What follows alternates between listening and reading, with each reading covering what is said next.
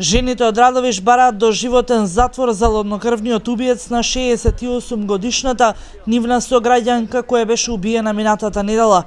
Тие синоќа го кренаа гласот против институциите, бараат поголема заштита на жените. Радовишанки синоќа организираа мирен протест, прашуваат до кога ќе бидат жртви, а институциите ќе чекаат убиство.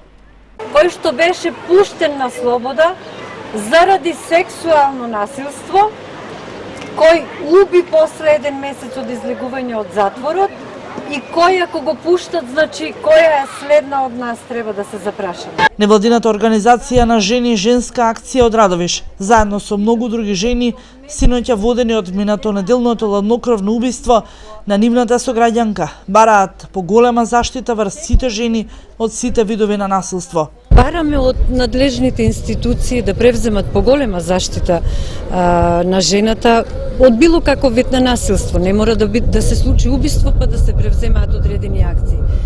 И исто така бараме убиецот, ја испраќаме оваа порака од овде, да биде доживотно затворен, бидејќи ладнокрвното убиство го има направено, меѓутоа пред убиството има направено обиди за сексуално насилство, за кое исто така бараме одредена казна. Жените кои синоќа беа дел од протестот велат дека ниту на една улица не се чувствуваат безбедни. Јас сум потресена од сето ова.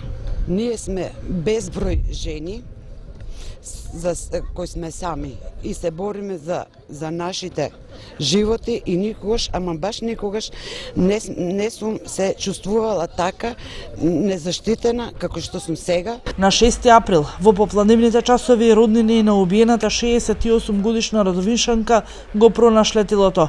Осомничениот е 26 годишен радовишанец кој според јавното обвинителство делото го сторил од користолјубие.